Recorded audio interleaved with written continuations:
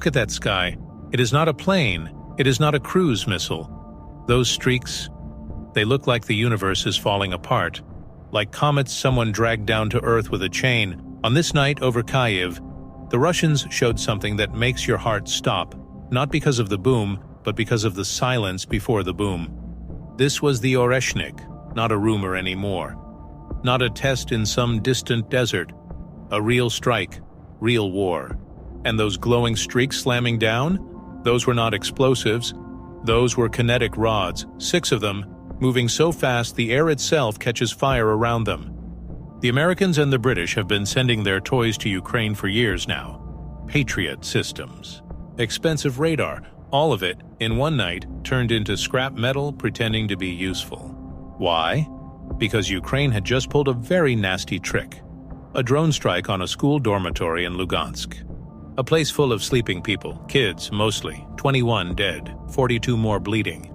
The West called it a legitimate target. Russia called it something else. And when Russia calls something blood, it answers with fire. Let's talk about speed. The old rockets, the ones Ukraine knows how to catch, they fly at a jogging pace compared to this thing. The Oreshnik leaves the launch pad and it does not fly. It gets thrown. We are talking about Mach 10. Imagine a commercial jet taking off from Moscow. An hour later it lands in Siberia. The Oreshnik lands in Kyiv in under 5 minutes. And here is the part the Western generals do not say on TV. By the time their radar sees it, the warhead is already unpacking.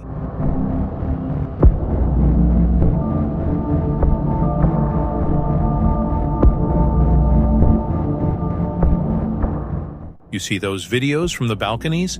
People filming the sky, thinking it is a satellite burning up. They have about 4 seconds of wonder before the ground shakes.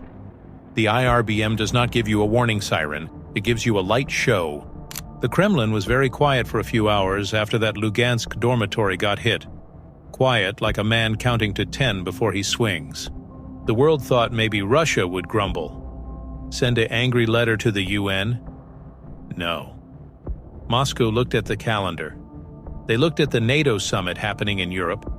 They looked at the British storm shadows and the American ATAC mess already in Ukrainian hands. And they said, all right, you want range? Let me show you range. You want speed? Let me show you God's own slingshot.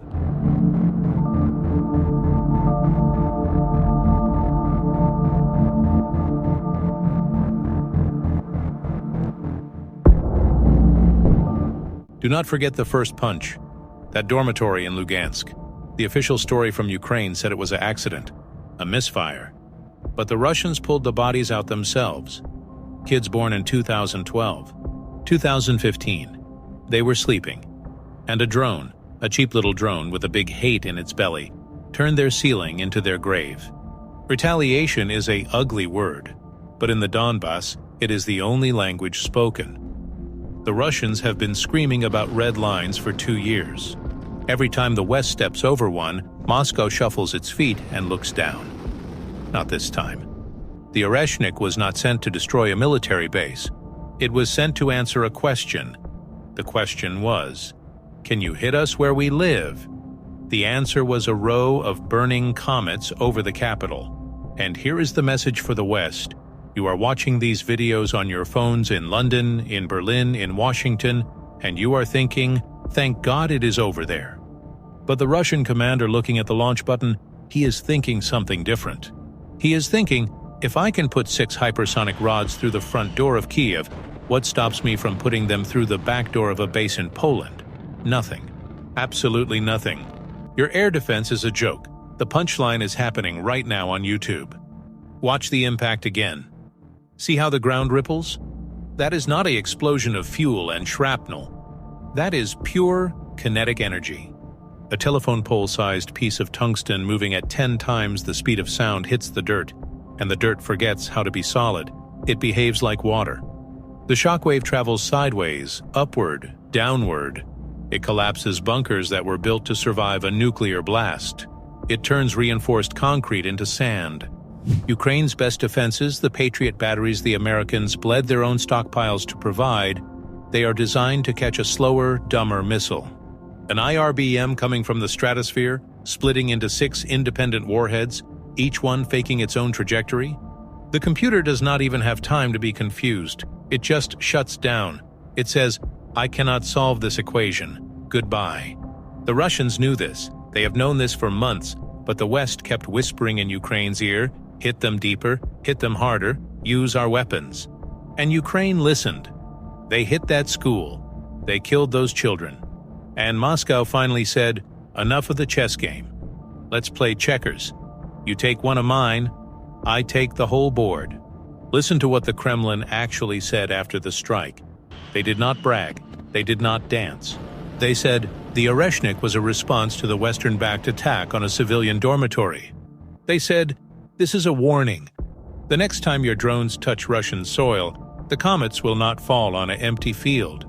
They will fall on your decision-makers." And the West? They got very quiet. The same politicians who were cheering the Lugansk drone strike suddenly discovered a deep love for peace talks. Because here is the uncomfortable truth. The Oreshnik is impossible to intercept. Not difficult, impossible. That is not a Russian boast. That is physics. A bullet cannot catch a faster bullet. A radar cannot track what it cannot see coming.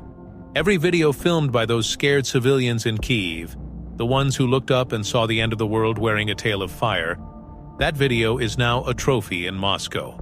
It is being played in briefings for Russian officers. Look, they are told, look at what we built. Look at how they run. And the message to the soldier in the trench, the one who has been waiting for a miracle weapon? Here it is. It is not a miracle. It is math. And math never lies. So, where do we stand? Ukraine lost a dormitory full of kids in Lugansk. They retaliated with a drone. Russia lost its patience. They retaliated with a weapon that cannot be stopped. The balance is not even. It was never meant to be. The Russians do not want to occupy Kyiv again. They do not need to. They just need Kyiv to understand that every time the West pushes the button, Moscow has a bigger button. And now that button is proven. It works. It scares. It burns like a falling star. Until now, that's all for today, and thanks for watching.